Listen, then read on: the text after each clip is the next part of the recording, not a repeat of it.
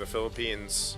It's just, yeah, like Kagura's kind of weird in the current meta, you know, especially here for M7 that we. Yeah, if Kid Bomba has a good game, Aurora will not. Yeah. That's what we saw. I mean, that's what we saw in their last match, right? Kid Bomba and Esmeralda. Just a phenomenal performance, but there's a lot to see unfold here. Well, ladies and gentlemen, we're jumping into the first game between Team Spirit against Aurora, Philippines. And again, this is a promotion match. Winner goes over to the knockout stage. Welcome to the Land of Dawn. By the way, Lafel, I gotta ask you a question. Isn't this just very SRG? Sora, Gatot, Yes. and then yes, Yusichin, very, Zetian? very. Just the gold lane that, you know, Yeah. is different. Yeah, they play double fighter, but hey, I believe Dominkai with this harp can feel like a fighter. Well, the way he usually plays it is like that, like I said, regionally, and the statistic was, I think the Harith has won twice against the Claude, so could be just one of those picks that works out for specific players, but again, you know, you don't see the Harith pop up too much, but even the Nolan, man, remember when the Nolan popped up?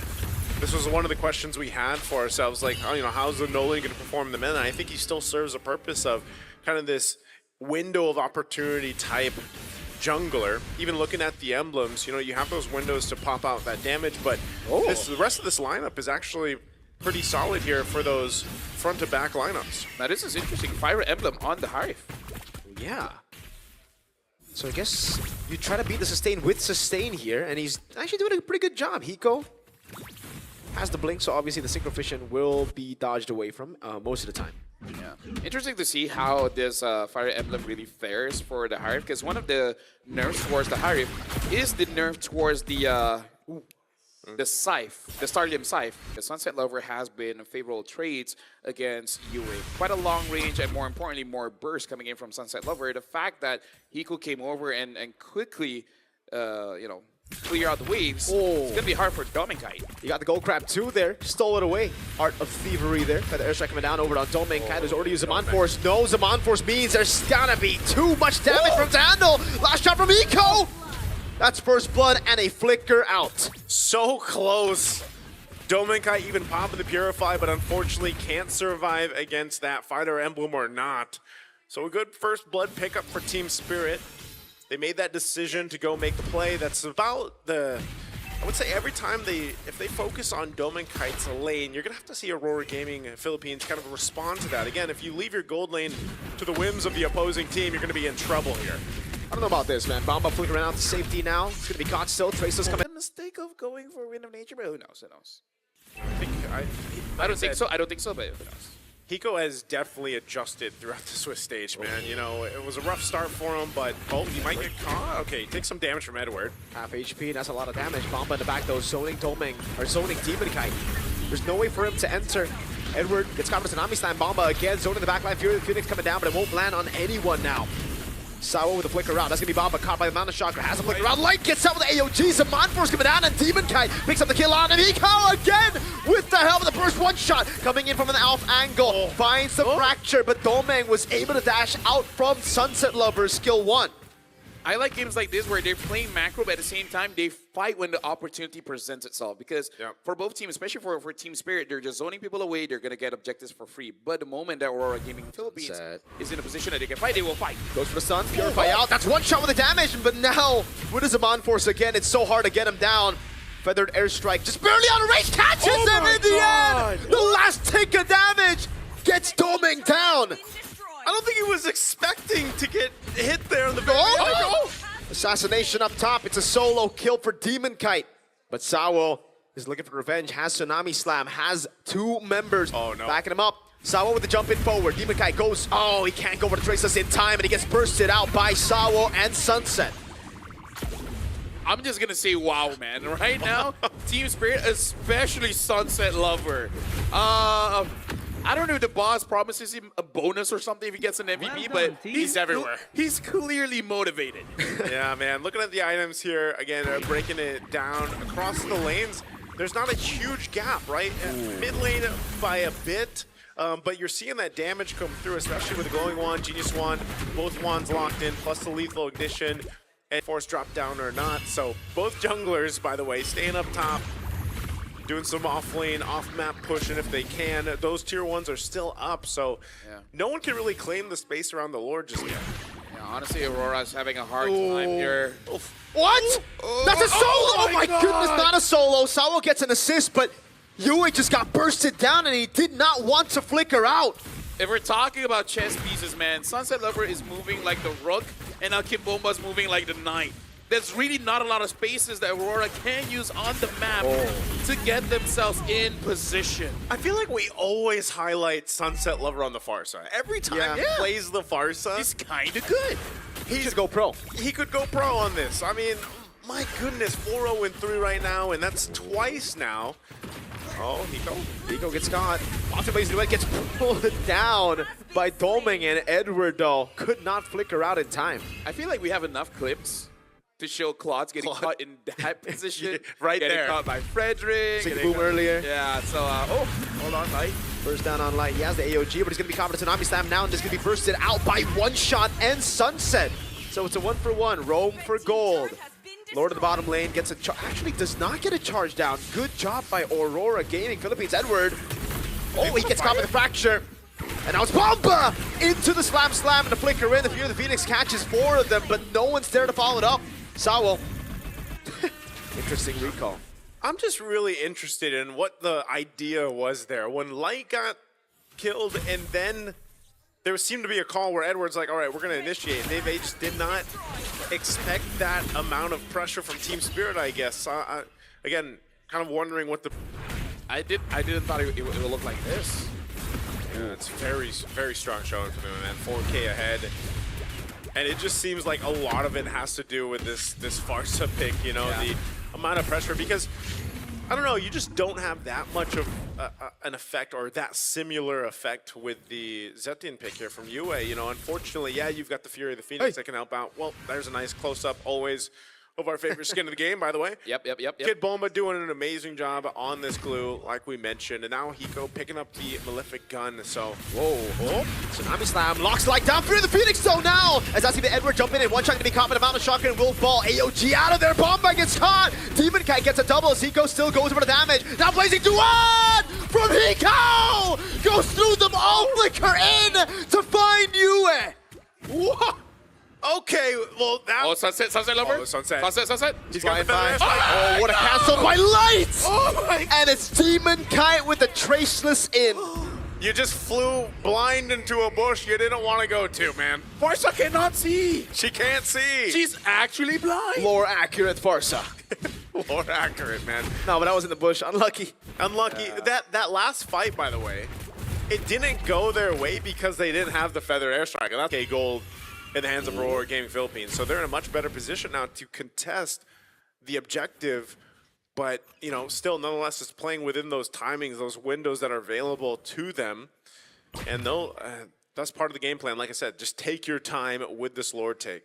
Yeah, we can definitely see that Aurora, they have the damage, especially coming in from Demon Kite. But also, Hiko has shown that he is looking pretty strong at this point. Demon Kite, with that Holy Crystal, might be able to two-shot Hiko if Hiko is not careful. Yeah. And all the basic attacks hit onto Hiko. But yeah, Aurora Gaming, they have the tools to punish Team Spirit if they put themselves in a very punishable spot. Yeah.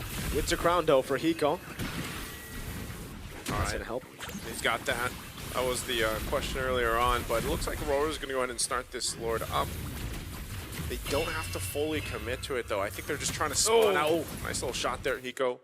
Getting checked at half health, but it's more so just spotting out where Team Spirit is here for Aurora Gaming Philippines while they go ahead and take their time with this. Light does pick up the anti-Karas, but they'll just go for a reset. They don't have the positioning favor they want to. Plus, they've got a nice wave pushing up top that they're going to have to deal with at some point here. This is looking really, really good for Team Spirit. Yeah. Kiboma does have that flicker, so if he finds an opportunity, he can jump with someone. The question is who? Ideally, you want to get Demon Kite, but if you don't, who's the next target? Wait a second. Oh, they're going to go for it. Edward jumps in on 3. That's him with Blazing into it with a crown as well. That's a mistimed Unbreakable by Light. Now Asawa jumps in with the Tsunami Slam, gets caught as the Mount comes in as well. Light bursts it out by One Shot on the Nolan. And that's a turret up top falling. The tier 2 falling to the big slow push built up by Team Spirit. Ooh, that was not the fight they wanted, man. They lost the tier 2 turret. They're going to lose the Lord off of that. That was a fight initiated by Edward, and that's why I was saying this composition is a little bit different just because of the sense of usually they're reacting to team spirit, but that time they chose to go. Yeah. And they got punished because the layering wasn't the way they wanted it to be. And once that's gone, especially like we've seen before with the Sora, once that initial crowd control is gone, and then you don't have that follow through, you're kind of just left as a sitting duck to be taken out. Yeah, honestly, Sora in the late game is a different kind of blast cannon where your initial attack, it doesn't matter if it's a setup or the damage, is going to be incredibly strong. But after that, like you said, it's going to be a sitting duck. You're going to die to almost anything. So that's the dangers of using a Sora. And they are on the defense. Sawo Hovering over earlier, Hiko unable to use the wave. Just the mid-base turret taken down for now. Aurora doing a good job at manipulating the waves as well, just holding it in. And this is a comp with really good clear, you know? They have a Zetian, they have a Harith, the Eastern Shin doing work as well. Yeah, they've got, so they clear out the Lord. They still got a couple waves to handle, which should be fine with them. They should be able to hold on to these 2 base turrets after losing that mid. Sawo not really able to force anything. Oh! The flicker out of the AOGs. Amon Force used up as well by Domeng, and they are able to clear it out. They know this turret needs to stay alive. Yeah, that was smart, very, very smart, especially because honestly, Aurora, they have multiple ways to actually cancel out that feather S-Strike. Yeah. Because it's not just light, but UA as well. Because you're not going to be moving, you're going to get stunned up, it's going to cancel out anyway. So Aurora, they really got to make it so that they're patient. You got to see that feather S-Strike first. And then you answer it. Ooh. Okay, they are doing everything to hold on to this turret. Yeah. They should do it just fine. Like we mentioned, the clear is going to be good. They do hold on to the top 2. They're going to pop the conceal just to force Team Spirit off of this. And that's what I was saying, you know, earlier on, Sao, he didn't have the flicker, but now it's available. If he wanted to start a fight, they could, but they don't want to throw this lead that they have, this advantage against Aurora Gaming Philippines, because you still have to respect what this composition can do, especially in the base, where they have more of a free space to work with and can get the favorable positioning if Team Spirit goes a little bit too far. So it's much better for them to just kind of wait, let that Lord come up in about 30, and then get in position from there. See if they can bait anything out. Sawo? Oh, wait.